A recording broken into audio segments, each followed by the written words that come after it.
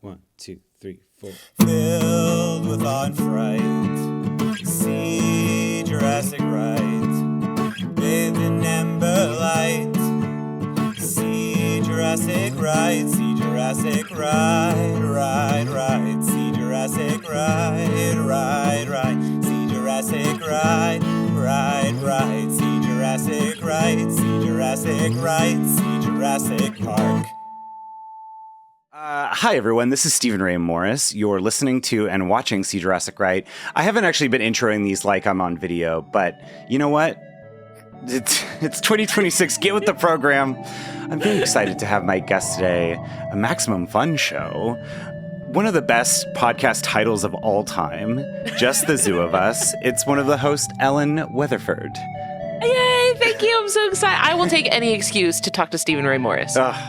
Well, I know the last time we talked, I feel like, on podcast was when we were doing the crazy, it's almost Max Fun Drive again. Although it is coming a little bit later this year, but yeah. I'm very excited. We got some fun stuff cooking.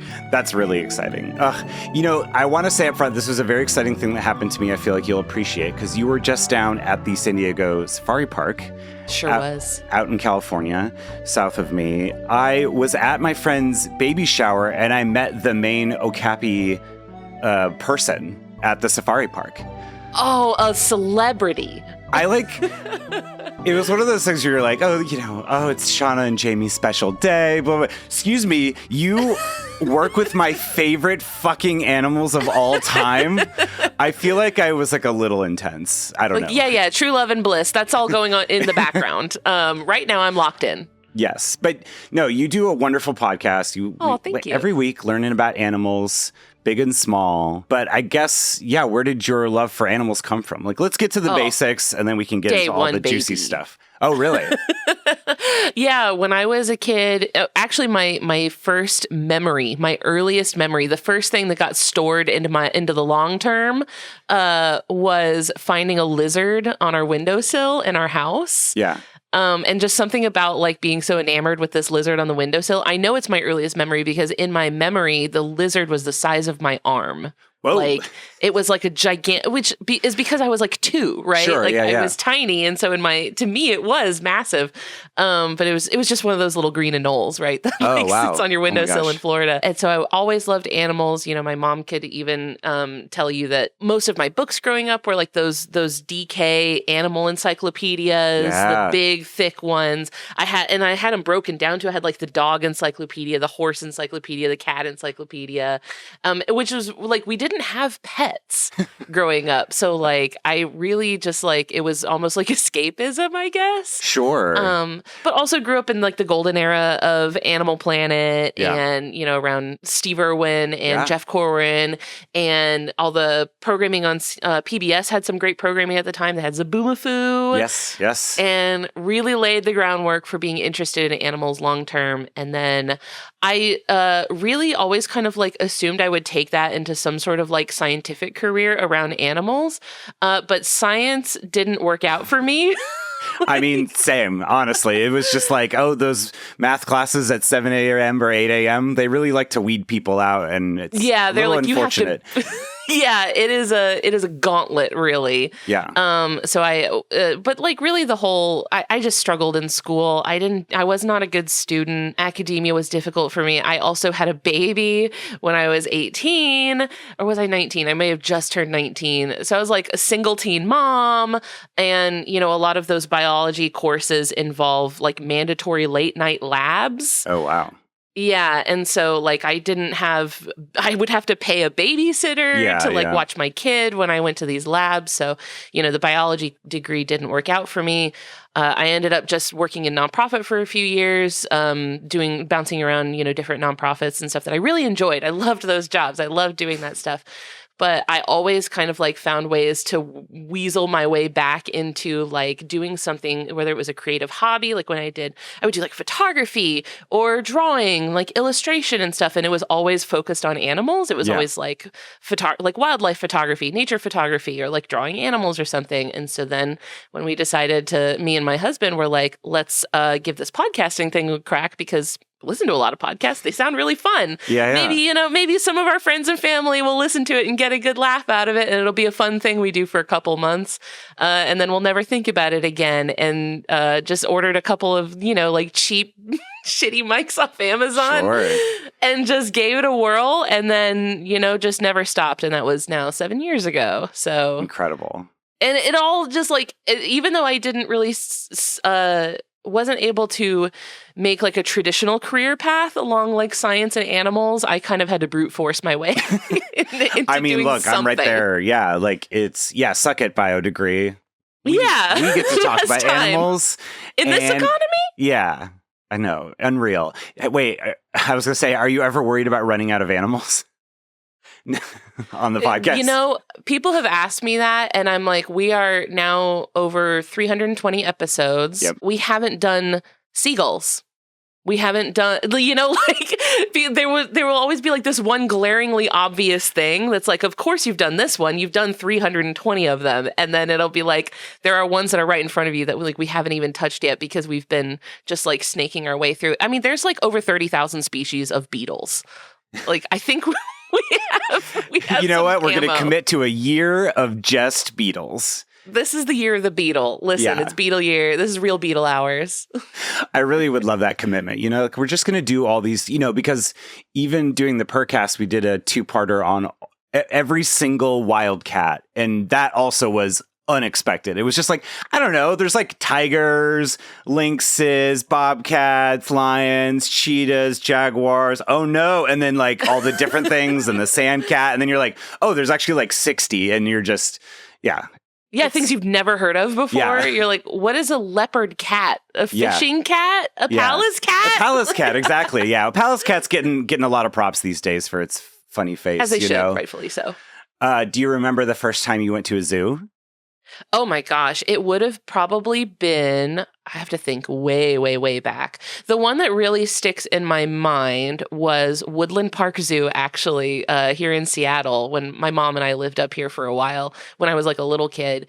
And it was the sort of thing where like my mom had to rotate between taking me to like Woodland Park Zoo, the Pacific Science Center, and like a few other little like zoos and stuff in this area because like, being a little ADHD, like hyper-focused kid, we were going to have to be doing one of those pretty much every weekend. So I do think that the Woodland Park Zoo was probably the first one that I remember having a strong connection to. And then I consider my home zoo to be the Jacksonville Zoo back in Jacksonville, Florida, which I will say is world class. Like it is it's like kind of the crowning jewel of the city. To me, it is extremely good. Even now that I've been to zoos all over the country, I've been to like some of the really, really great ones, and I still feel like the Jacksonville Zoo is like up there. It's really good. That's really cool. Yeah. What to you makes a good zoo in this sense? Just from like a person who's attending stuff, or versus now with your, SciComm brain, like what are you also looking for, To me, I like to see, first of all, things that you can't see in very many other places. You don't want to see a raccoon in an exhibit? What's funny? At Northwest Trek up here in Washington, they do have a raccoon exhibit, and it's very funny to see. So did the San Diego Zoo for a while, and it was by the polar bear area, and you're like, look at this guy. What is he doing? See this? Help me. I fell asleep. Yeah. They built this around me. Exactly. But I like to see things that you can't normally see other places. I like to see things that are kind of representative of the place you're in. So when I was in Palm Springs visiting my cousin last year, we went to the Living Desert Zoo in Palm Springs. I don't think I've ever been. It was really cool because you're in a desert, right? Palm Springs, you're in the desert. And all of the animals there are desert animals, and so that makes them really well suited to like just the outdoor like natural climate around you. Sure. So you can see like just really like they had sand cats there. That was really cool. I'd never seen sand cats in an exhibit before. And I like to see things that are like well suited to the climate they're in. That was why, the Jacksonville Zoo doesn't have any Arctic animals, no, cold weather animals because it's just too hot. Yeah. But I like to see things you can't normally see in other places. I like to see really good I don't even know the word for it, but you know, the enclosures, I like the habitats of the animals to be like well designed in a way that they look like comfortable to live in and like representative of what the animal would be in the wild. Like I like to see a well designed exhibit. That's the sort of thing I like to see. And I feel like Jacksonville Zoo had a ton of really, really good exhibits. I also, as someone who likes to take a lot of pictures, I like exhibits that are designed in a way where it's easy to get a picture without like human elements in it, you know, like a picture without a chain link fence in it, or a picture without a big old building in the background, you know, like I like a picture where you can get like a natural setting. Yeah, no, and not to jump the gun too much, and I've maybe mentioned this on the podcast before, but I mean, what I love about the San Diego Safari Park is that it almost feels like the exhibits are in the habitats are built around. It's almost like we're on display for the animals and not like they don't make it. It's I totally get what you mean, where it's like almost like forcing the animals to kind of be in this uncomfortable spot where you can get a picture. It's no like, oh, they're actually kind of, you feel like you're immersed in their kind of world, which I really, I feel like I'm very spoiled because I grew up essentially, you know, within a spitting distance of the San Diego Zoo. I went a bunch as a kid, and the LA Zoo as well too, which in my adult life, that zoo's gotten a lot better, I think, because people our age are starting to work there and really advocate and make that place a better zoo environment compared to... zoos have gotten a million times better. Yes. You know, and I think that a lot of people's conception of zoos is based on, and maybe an outdated like idea of what zoos look like. Yes. Because I think people are often thinking of zoos as just being kind of like concrete pits. Yes. And, you know, iron bar cages and stuff. The old LA Zoo, the old abandoned LA Zoo in Griffith Park is the remnants of the original. And you can actually like... all the kind of rocky outcropping is like still there. And even some of the like, again, it's one of those things where you're like, we've come a long way. And I feel like, and we just like what we were saying briefly before, like, I do think people get a little bit squeamish about it. And it's one of those things where, again, I feel very lucky going to the San Diego Zoo and the Safari Park, where it's like, we only, you know, we're conservation, you know, animals that can't be returned to the wild, or we're, you know, making what they called it, like the dating profile kind of thing of like, you know, diversifying the gene pool and getting new animals back out into the wild and all that stuff. Like, what is your like big feeling about this stuff? Because it's one of those things where I'm like, look, the reality is like a lot of these habitats where these animals are from don't exist anymore. And I feel like you and I are somebody that have been so inspired by those experiences. And I'm sure so many people, again, our age or older, like, the only reason like they got into caring about animals and making real conservation efforts as adults is because we had these hands-on experiences as a kid. Yeah. And it's also really difficult to say across the board, yay or nay, right? Because I'm from Florida and I have seen some very sketchy zoos. Yes, the Santa Ana Zoo. I'm calling you out. I don't know. It's been 20 years. I don't know. But that was a pretty sad zoo near me growing up. It was a little tiny zoo in a park and it just was kind of a bummer. But yeah, so it's hard to say, you know, like... that zoos in general are fantastic because I have been to such fantastic zoos and I know specifically about a lot of fantastic zoos. And I also know there's some really bad ones. Yeah. So you really can't say across the board, you know, that they're all great, but there are ways that you can kind of like when you're planning a trip or you're looking to go visit a zoo, like there are ways you can research them to figure out whether the place that you're going to is somewhere like you really want to spend your money on or not. Yeah. So you can look for AZA accreditation in the United States, which I think in Europe is, what's it called? Is it ZAA in Europe? I'm not sure.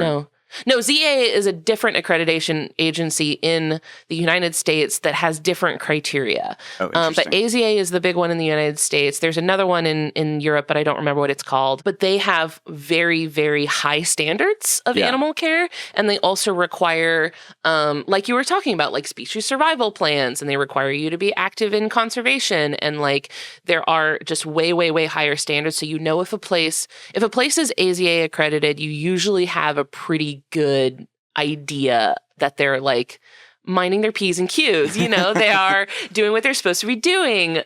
So in Florida, a lot of places would boast USDA certification, and that is meaningless. That basically means that like you a fruit? you like have like, I guess the USDA does like regulate like laws around animal ownership and display, but it's like the bare minimum. And so I if I see a place like boasting USDA certification, I'm like, that means nothing. Which is not to say that they're all, you know, bad or that they're all harmful or anything. It's just that, you know, I can kind of, if I'm going to be spending my money to support a place, I want to make sure that it's, you know, something I can feel good about. There's also a lot of practices you can look for. So things like paid hands-on encounters with like a predator or an animal that is typically considered dangerous, especially a paid encounter with a baby animal is usually a red flag. Yes. Because you have to think about like, okay, what's going to happen when that baby animal grows up and they can't make money off of it anymore? Like now that they can't use that animal, do they just keep breeding babies perpetually? What do they do with the babies when they can't, you know, do these paid encounters anymore? Also, a lot of times those animals are like tranquilized for those encounters. So they're like heavily like sedated and medicated for those things. So you got to kind of look out for stuff like that. And that's another one of those things that's in those, like, you can't say it's always bad because a lot of the zoos do. So for example, at the Georgia Aquarium, which is incredible. It's one of the most beautiful aquariums in the world. Life-changing. Seeing a whale shark in person, I like shed a tear. Yeah, there's nothing like it. You could spend all day just looking at the whale sharks. And one year, Christian and I did like a behind the scenes sea otter experience at the Georgia Aquarium. And it was a thing that you had to pay extra for. And you did get to have a little bit of hands-on interaction with the animal, but it was through plexiglass. Oh, okay. There was like a plexiglass like wall with a little hole cut out of it. And they had basically like target trained the otters to like put their paw through it and you could touch their little paw, or to put their nose up to it and you could rub their little nose.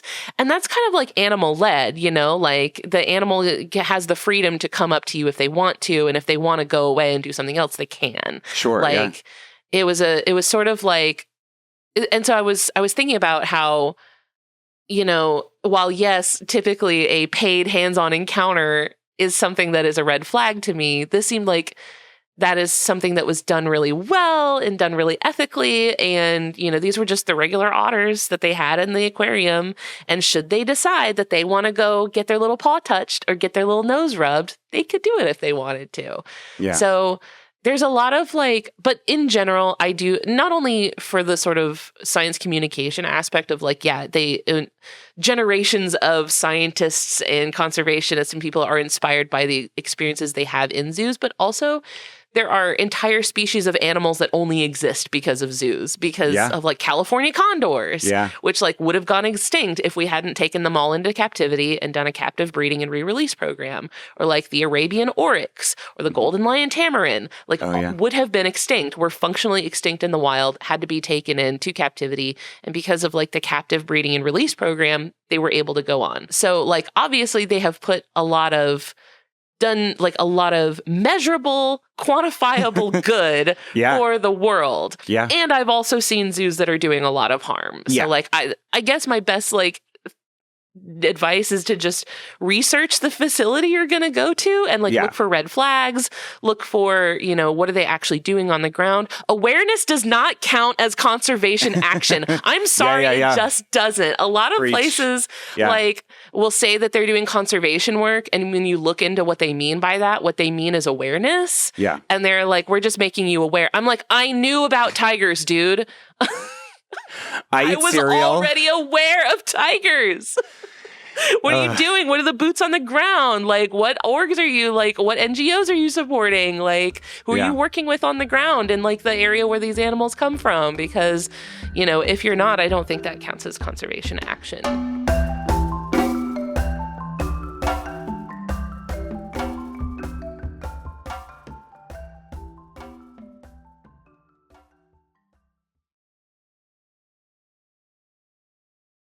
Oh, no, I was just going to say, too, like, this is not a zoo, but like the Okapi Conservation Project, which I've chatted with them a little bit, and like they also do a lot where they're helping the people in the region as well too, because it's not just like you have to be. You know what I mean? It's like a holistic approach of like there is so much more at stake here with each species and where they are and the people who live there and what's going on with them. That you're right. It's like, okay, just telling you about this thing. Yeah, it's not helping. Like I had zoo books as a kid. I know. Yeah, like, okay, I'm aware of them, but a lot of places will use awareness as like a stand-in for like, see, look, we're doing conservation, we're helping. I'm like, no, that does not count. I am so sorry. But that's really great to know. I mean, that's just me. But I think the Okapi conservation program is in St. Augustine, isn't it? Aren't they located in? I think so, yeah. It's like in Northeast Florida, I'm pretty sure. So, yeah. Oh, because they're out. I think they were doing some work out of White Oak, which was in Yulee, which is like an hour away from where we lived. Oh, wow. And I wanted to go so bad, but it is so expensive.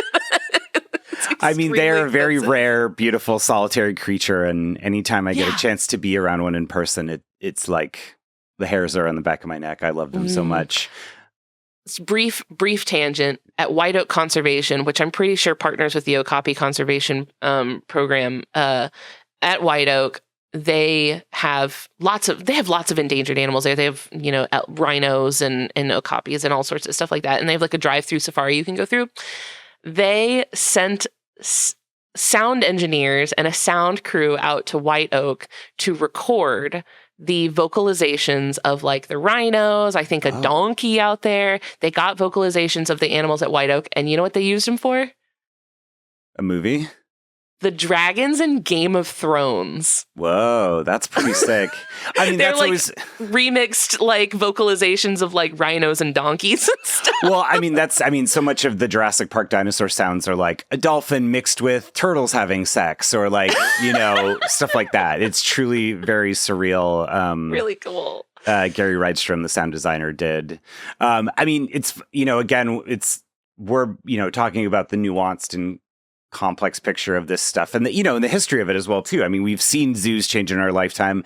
I mean, my big grand theory is that because the organization of all the San Diego stuff is the San Diego Wildlife Alliance, and I feel like because I've seen it on merch like the last few times I've been there, so I'm like, I wonder if they're just going to phase out the word zoo entirely because it's like circus, you know what I mean? Circuses are like abominable, you know what I mean? And so it's like I could imagine a world and wanting to separate themselves completely so people don't have the bad zoos in their head.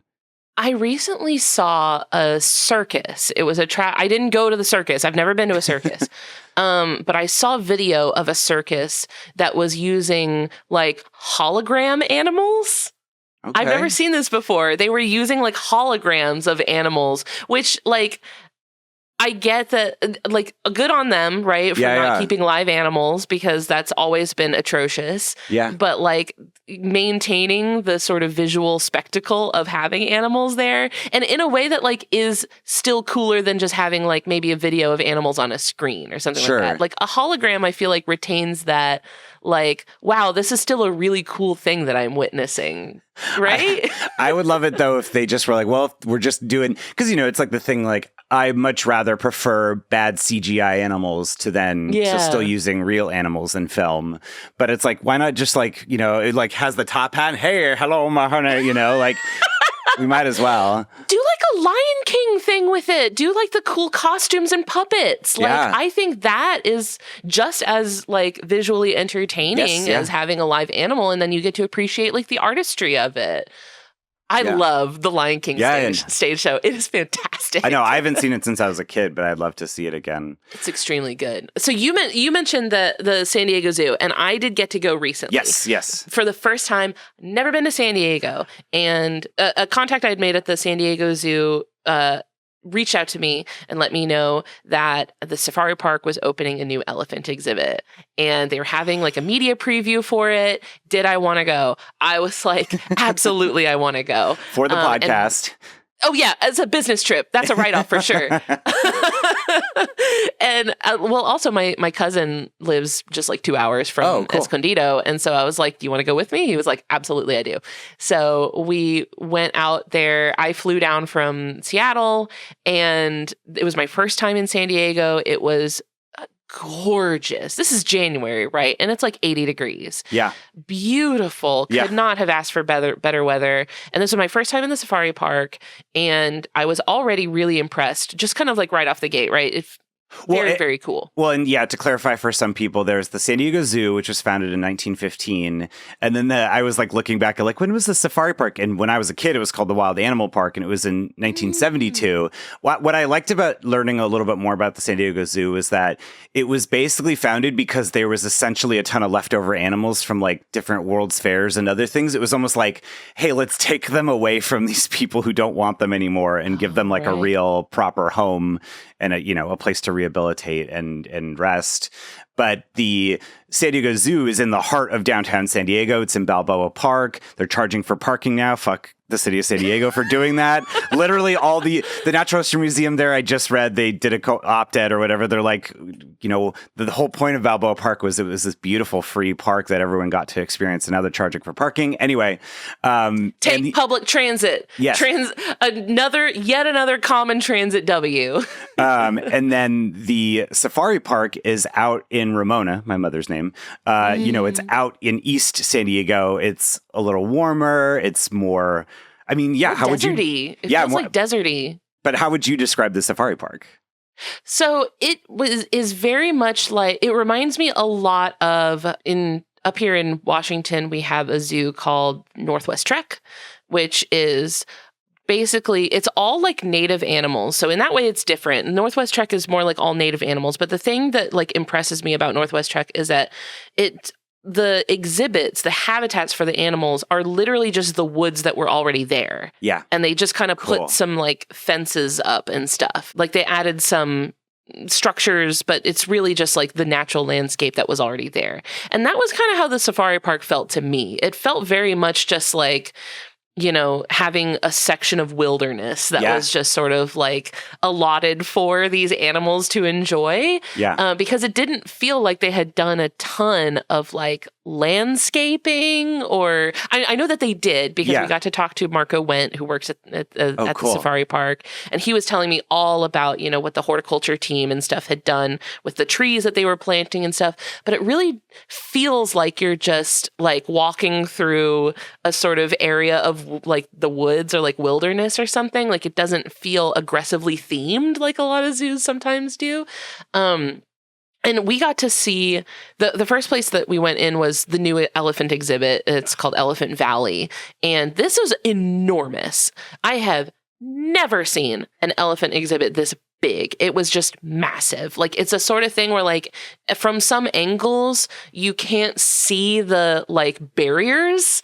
So it really does look like you're literally just like, there's wild elephants roaming the fields around you. There is a barrier, but like because of the hills and the slopes, you can't really see that, which is fantastic design. Really, really good design when you can't like see the barriers.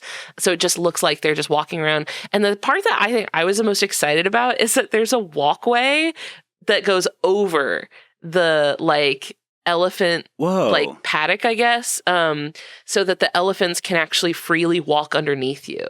That's so cool.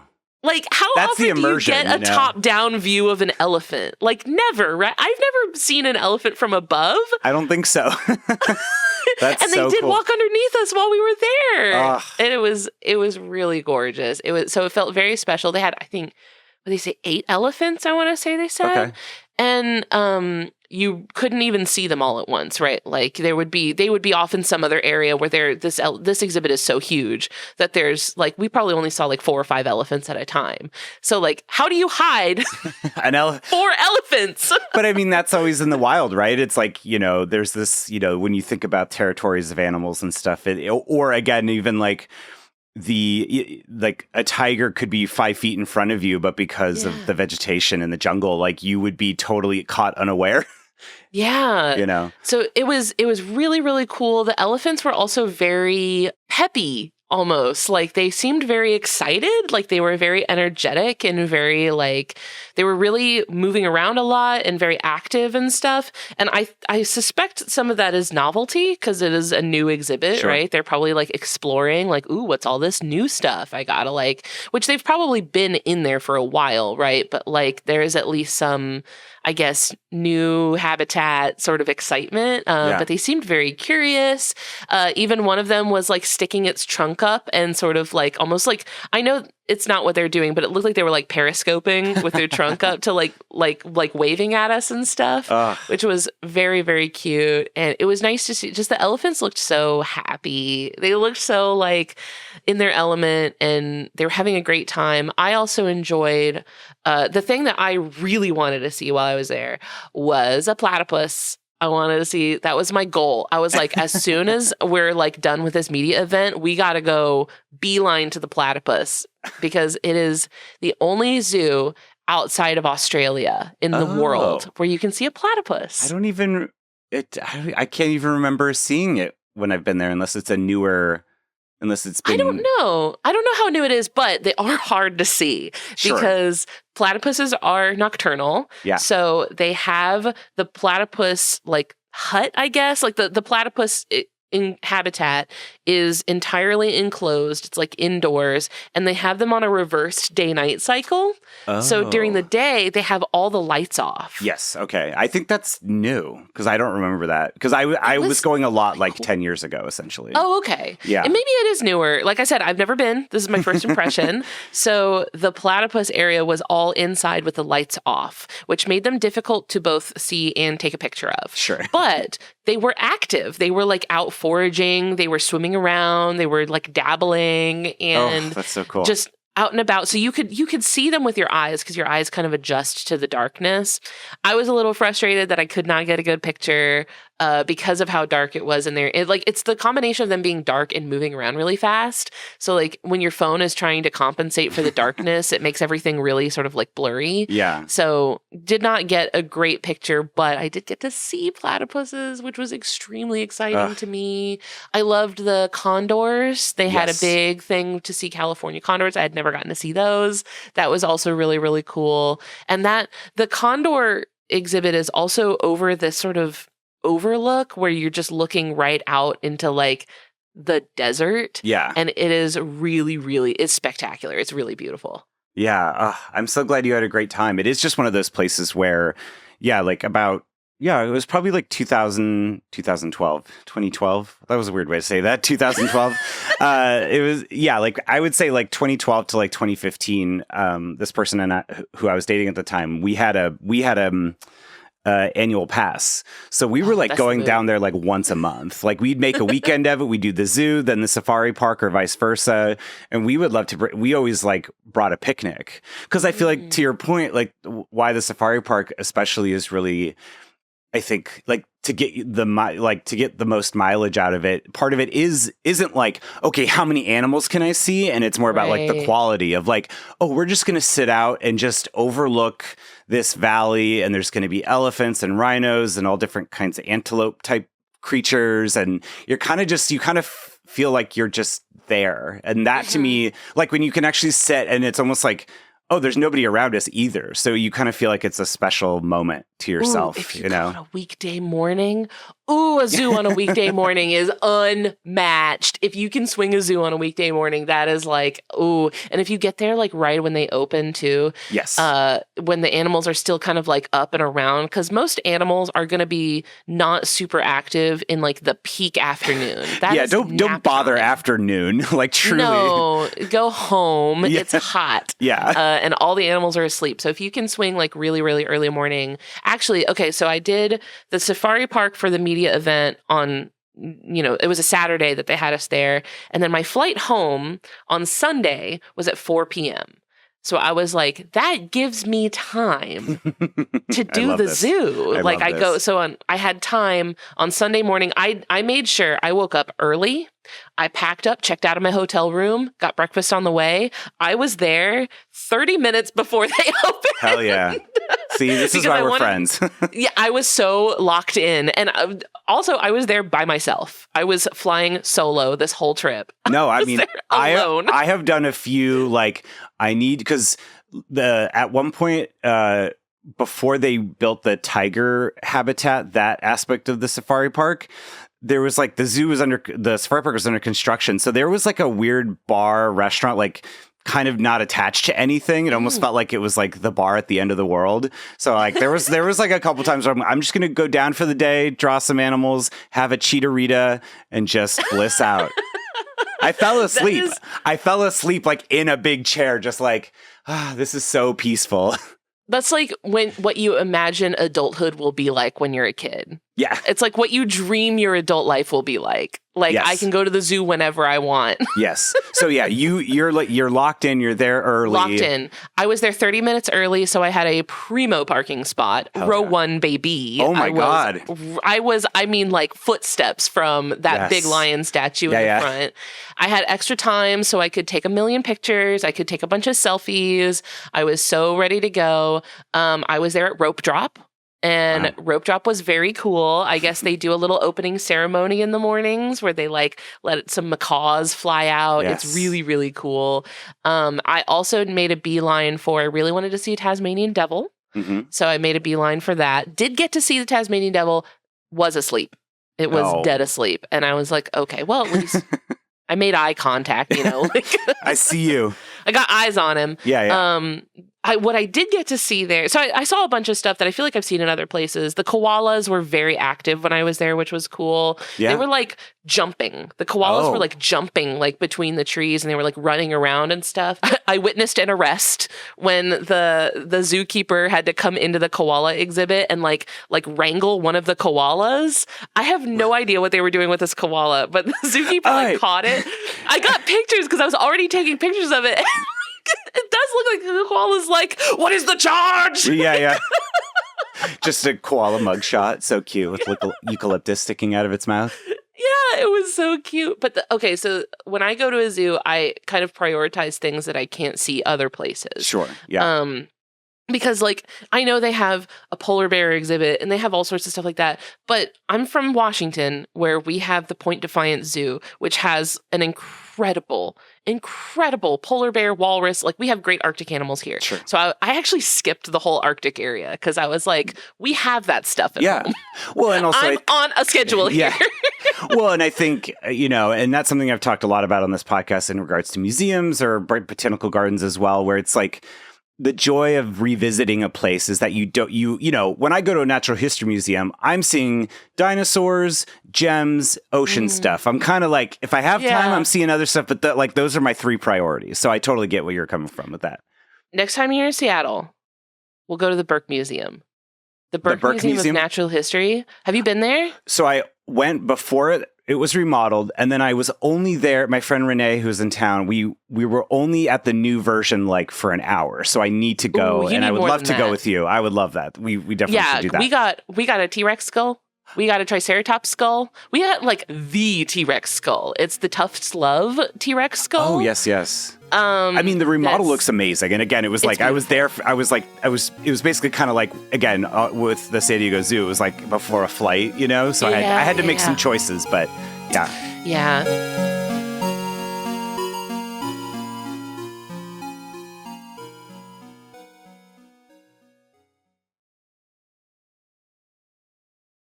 So I did have to make some choices at the San Diego Zoo, but I was really happy with the choices that I made because I got to see baby Fusa. The Fusa, I guess, just recently had cubs. Oh my God, I've never seen them. A little cuddle puddle of tiny little baby Fusa that I actually missed. I walked right past them. Like I looked in the Fusa exhibit, didn't see anything, kept walking. And then later I came across, I don't know, for a Sunday morning, there was like nobody there for the first like 2 or 3 hours. It was just me basically for the first few hours. Maybe it's like church morning. Yeah. I don't know. You like have a sash. You're like, I am, I'm the mayor I'm the of the heathen zoo. that's here not going to church today. But they had there was a staff member nearby who, after I walked right past the Fusa, was like, "Did you see the baby Fusa?" I was like, "No, I didn't." And he's like, "Come on, I'll show him to you." And yeah, for listeners, the Fusa, like, they're from Madagascar. They're like the largest predator in Madagascar, right? Yeah. They're like a giant apex predator. They're like a Not giant that weasel. big. But I mean, but it's like, imagine a weasel that's like the size of a small dog, basically. Yeah. And it's also like weasel software on like cat hardware. Yes, like, yes, 100%. They look exactly like a cat. They look like a cat, but they are more closely related to weasels, which is wild. Or mongooses, maybe? Is it mongooses? Mongoose and weasel, but like they're kind of like, they're a little bit buff also. Yeah. At least the adults are. Beautiful, beautiful, beautiful animal. And the little puddle of babies was just the cutest thing. They were all like piled up together, cuddling. It was so cute. So I did get to see baby Fusa. I also got to see baby baboons. Oh, interesting. Which I really totally like baboons. I'm like, okay, cool. I'll walk right by baboons. I'll give them a quick, neat, okay, cool. And then I'll keep walking. But I did just happen to stop and talk because there was a staff member out there talking to people as they were going by. So I stopped to talk. One thing I'm always going to do is I'm always going to stop and talk to the person. Like if the zoo has like staff out and about, if they have like guides, if they have like outreach staff, I'm going to stop and talk every time. They want to talk to people, And I want to talk to them. So we're going to have a moment. So I was stopping and talking to this person about the baboons. And I got to see this baby baboon that was following around an adult male baboon, and the adult male baboon was kind of annoyed by him, but was also being very, very gentle and like sweet with the baby baboon, was kind of pushing him away, but definitely wasn't like, it was kind of like play wrestling with him a little bit. It seemed like he was like doing a dad bit, which was very cute. And I was like, is the adult male that baby's father? And she was like, I don't know. Like, we don't know. Like, who knows? Because of the way that these baboons all just kind of, free love. She was like, who knows? We do not know who that baby's daddy is. Oh, yeah. Well, neither do they, right? Yeah. So the male is going to he's like, it might be mine. I don't know. It might as well be nice to it. Yeah. Wow, that's so fascinating. Yeah, because that's what I wanted to ask you as well, too, because I feel like, it's like museums, too, where people tend to get overwhelmed, plaques, everything. Like, what are your strategies? You're approaching a habitat and exhibit. Like, what are those first things you do? I honestly, okay, I'm going to get hate. I'm not a plaque reader. Sure. I'm not going to stand around and read plaques. I'm not going to stand around and read a bunch of stuff. Like I will be looking for staff. I will be looking for people who work there. Okay. And I will be talking to them. I will ask them if the animals have names, because a lot of times they do. I might ask them about things like if it's something that has young, I might ask them a little bit about like the parenting style. Like I'm going to be asking the people that work there, because a lot of times they work there closely enough with the animals that they'll have some funny stuff to say. Like animals will have different personalities, and you can kind of get a feel for that. They'll also often know a little bit more about the history of that animal at the zoo. Yes. So like at the Jacksonville Zoo, we had a black bear there that was named Betty, who had like kind of a backstory where she was like taken from one of those like, roadside zoos, basically. Sure. So if you didn't know the history and the context of the animal, there were things about it that would have seemed alarming. So like this bear was like not in good shape, was very anxious, did a lot of pacing, like was just like had been through a lot. And if you didn't know the history of the bear, you would think that the bear was just like not well cared for, or, sure. That this was like the zoo's fault. But then when you ask, you learn, she kind of had like a traumatic, backstory, and she had been through a lot before she got there. And then you find out that actually she had been since she had come to the Jacksonville Zoo, she had gained a ton of weight. She was in much better shape. She was doing much, much, much better. So if you looked at the context, she was doing much better. But if you had only seen the bear without having talked to anybody or learned more about her, you would have thought, they're not taking good care of this bear.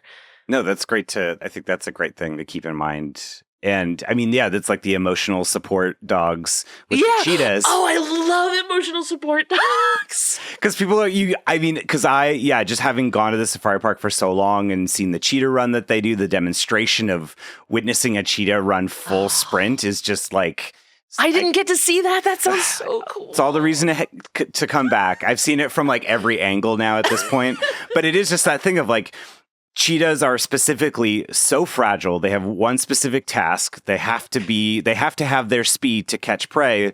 So they are naturally very skittish. And so they're ambassador animals and stuff. And it's just that thing of like, well, when they're in captivity, in this specific purpose, they've let them live with dogs and they've become, and it just makes them feel best friend. Yeah. It's just, anytime you see two different species of an animal get along, you're like, this is the best.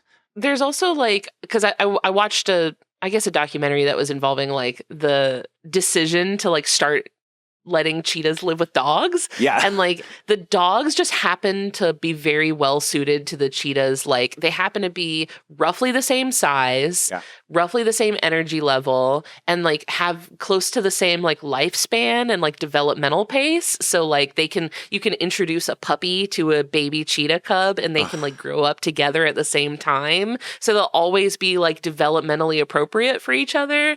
Wow, and that's fascinating. First time I ever saw this was at Busch Gardens.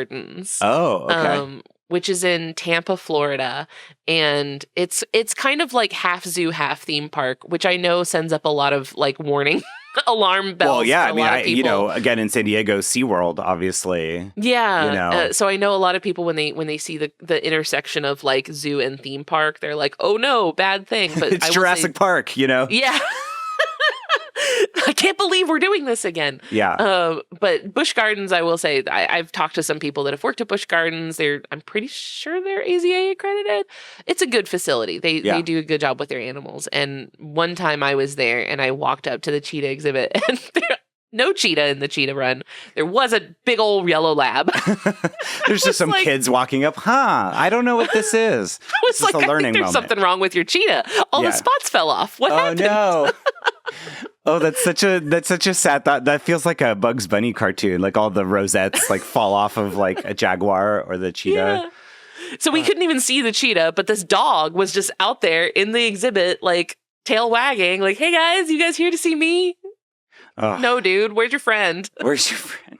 I mean, that's the other thing too, that I feel like it's in, again, I've been very lucky to go to zoos with people who I feel like are like us, it's that idea of, the quantity over quality thing. It's like, no, I could truly just sit and watch like I like when I go to the Okapi, like either actually the last time I was at the San Diego Zoo, they were redoing their habitat. I don't know if it's reopened now, but at the safari park, like I'm just like a kid, just like on the fence, and I'm just like staring at them for like 20-30 minutes. Like I could, I don't know. That's my pace. That was me in the San Diego Zoo. I really wanted to see. I saw on like the app. I was using the app to see the exhibits that they had. I saw on the app that they had leafcutter ants. And I was like, I gotta see these leafcutter ants. I have to find them. And I went I had to go into like the kids area, basically. Like it's over in the corner with like the playground and like, like it's like in the kids area, which is, I guess, where they keep all the bugs. And I really wanted to see the bugs. So I went into the building where they keep the bugs. And it's even like a 2-story building. Like there's like 2 different like levels of bug exhibits. Is this at the San Diego Zoo or the safari park? Yeah, this is at the San Diego Zoo. It's at the San Diego Zoo downtown. Oh, yes. And so I'm looking at all the bugs and I'm seeing tons of cool bugs like orchid mantises and all sorts of cool like assassin bugs and every type of beetle. And I'm having a lot of fun, but I'm like, where are these damn ants? I came here on a mission. I was like, I came here with a goal in mind and I can't find these ants. And eventually I'm standing in this sort of extremely warm and humid, like indoor area. I'm looking around. I don't see any ant exhibits. And I'm looking in the app. I'm starting to Google, like, where are the leafcutter ants in the San Diego Zoo? I cannot figure out where I'm supposed to look.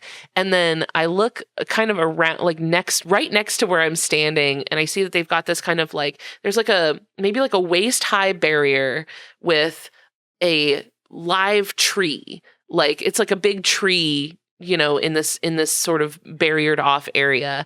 And then I'm kind of looking at it and I'm trying to figure out like what kind of tree it is. Maybe there's something cool about this tree. Maybe the tree has its own exhibit. And then I realized that the tree is kind of like vibrating. Like the tree is like has a sort of like movementy quality about it. And I look closely and that is the leafcutter ant exhibit. Whoa. Like the tree I'm trying to is a leafcutter ant like tree. The leafcutter ants are all so the tree looks like it's kind of like buzzing and vibrating because it's all the little ants crawling up the tree. And I look at, and you can just watch the leafcutter ants do their thing.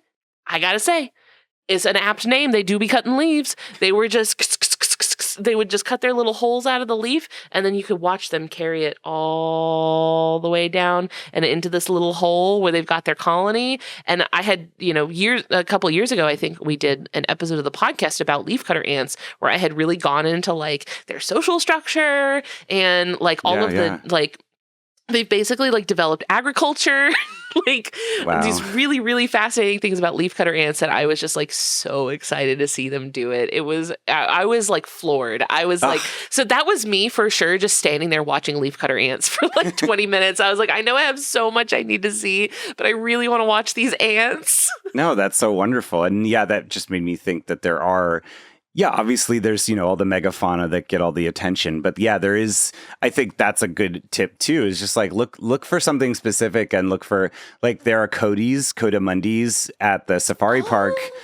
But they're kind of in a weird spot just because I think they like, here's an area where we could put something, but it's like behind a restaurant or something. Yeah. But anytime I go, I'm like, go find them because to me, I call them sexy raccoons.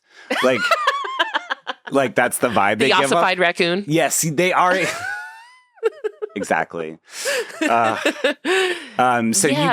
got your fill at the San Diego Zoo, or you like for a good first trip. It was a great first trip. I did also get to see the pandas, which was great. Although the red panda was not in a great spot. I could really only see its tail. But I did get to see the giant panda.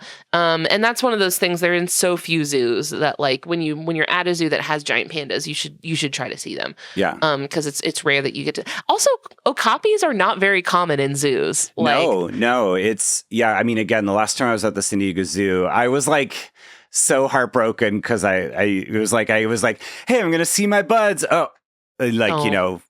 For habitat restaurant or exhibit restaurant. I was like, it's gonna be okay. But yeah, they're at the safari park. They're at the LA Zoo actually. They're more recent. So we had them at the Jacksonville Zoo. Which I guess I kind of always assumed that they were like in a lot of zoos because we had them in our home zoo and I didn't really think that was anything special. And then I realized they're really not in that many places. They're like in a few zoos in Florida and a few zoos in California and like not that many other places. Brookfield Zoo has them in, outside of Chicago. And then actually this ties in perfectly to the thing that's been sitting in the background this whole time. Ooh. So my dear friend Kelly, this is a painting from Callie the Okapi. Oh my god! I keep saying Okapi or Okapi. It's just you know what we're talking about. Yes, it's fine. Yeah, but yeah, for people listening, check out the video. But it is essentially it's just a painting. It's just like hoof prints on a purple and black smeared paint. That's beautiful. That is really, really cool, though. Yeah. I love that. Yeah, Kelly from the Omaha Zoo sent it to me like during COVID. And Callie the Okapi, before COVID, October of 2019. That is the coolest. I love that. I know. It's one of my like treasured possessions. If I have to save if there's a fire, I'm saving that. So so okapis are not like super common to see in zoos. And so when I kind of grew up around them and like they're in the Jacksonville Zoo and they're in Animal Kingdom in Disney World. Which, I just kind of assumed they were in like a lot of zoos and I guess they're really not. Oh, that reminds me. Also that I got to see at the San Diego Zoo that I'd never seen before was pygmy hippos. Ooh. Yeah, did not, and they really came off of having a big moment last year. Yes, yeah, it was like there's like a red rope around them. It's like that was kind of what I was expecting, but I guess because the fad kind of died down, there was not that many people like at the Pygmy Hippo exhibit. Like I expected there to be like a long line. It's not like the panda exhibit. Oh, they had sure. Disney World style. Like I had actually just been to Disney World, and it was funny that they had the same sort of like timed entry reservation. Like you don't have to pay to get the timed entry like you do for Disney World, but they had like timed entry and they had standby. And like I didn't plan ahead that far, and so I had to go in the standby line, which wasn't that bad. It was maybe like a 20-minute wait, which to me is like I just did Disney World. 20 minutes is nothing. Yeah, for sure. I mean, I will say also at the San Diego Zoo, the maned wolf, very hard to see sometimes though, because there are definitely like handful of visits where I just don't see them. There's, I believe, you can also two. Smell it. You can smell it even if you don't see it. They smell like weed. Yes. I'm like trying to remember. It's been a long time since I've seen them. And honestly, the anteater is like, that's another thing. I don't know, when you're like, especially when you get to be a little bit closer, you're just, we stare at our cats, we stare at our dogs, but like just staring at an anteater, like from like 5 feet away, you're just like, what is this? It gets weirder the longer you look at it. Yeah, like exactly. The longer you look at it, the more you're like, that's not how that works. Yeah. That's not where that goes. But they're just, and they've got their claws and all the big, like the tail. Lumbering. Lumbering creature. Yeah. So beautiful. I got to like, I saw it in the most unexpected way. Like I was walking off of that little sky ride thing. Yes. I was walking off of the skyline thing, and I just happened to like look over a railing, and there was just a giant anteater like walking right underneath me. I was like, hey, little guy, what are you doing down there? Yeah. Yeah, there is really tucked away, like not in a very obvious spot. Yeah. And that's what, again, like the idea of getting to visit these spaces more than once, where like I always try and like, I've been accused of calling a lot of antelope and stuff filler animals. Like, there's some cool ones, It is kind of a filler animal a little bit, but also I feel like every time I go to any zoo, like there's going to be a different main character every trip. I feel like, because like sometimes it might be that like the gorillas are sitting really close, and you'll get a really good up close view of like, at San Diego, I got a good view of the orangutan. The orangutan was like right up really, really close, but then sometimes you might not see them at all. But then another time, maybe there will be like a baby bongo or something like that. The like lemurs, Yeah, like every trip, there's going to be something different that you're going to focus on. Whereas like maybe something you don't see one time is really, really active the next time. So it does feel like you could definitely do.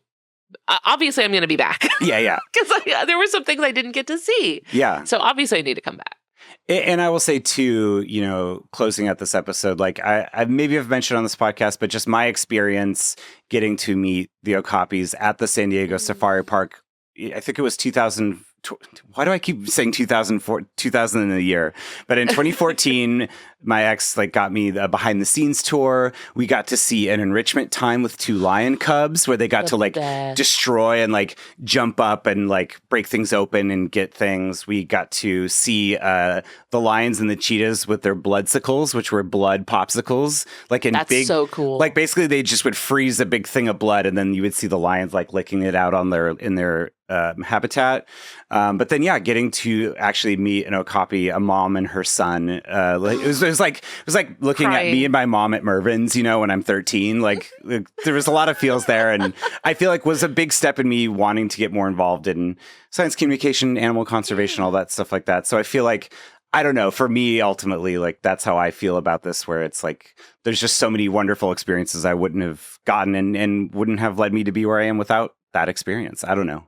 Yeah, I do think that there are a lot of people who are and a lot of people don't have the opportunity to travel. Yeah. Actually, we just on that episode of Just the Zoo of Us that just went up today, I was talking to Shannon Hackett and John Bates, who are both curators at the Field Museum in Chicago. Oh my God, I can't wait to listen. Where Sue lives. That's so cool. So they're her coworkers, her colleagues.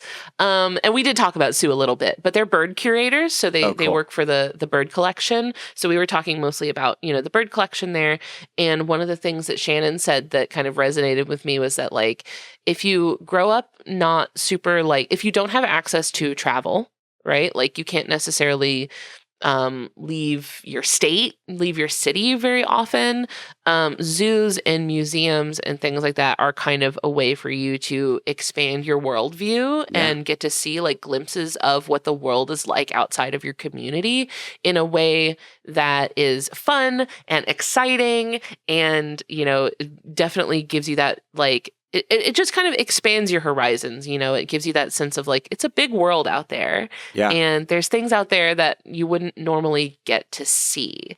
And I think that that is a really important thing for kids, especially, you know, to expand your worldview, even if you can't necessarily like travel, which I think zoos are really perfect for. Yeah. Ellen, thank you so much. What are some episodes that people should check out? Obviously, they should just listen to just the zoo of us, but are there some episodes that in particular that you're like, jump onto those? Well, you joined me to talk about cats. Yes, that was so much fun.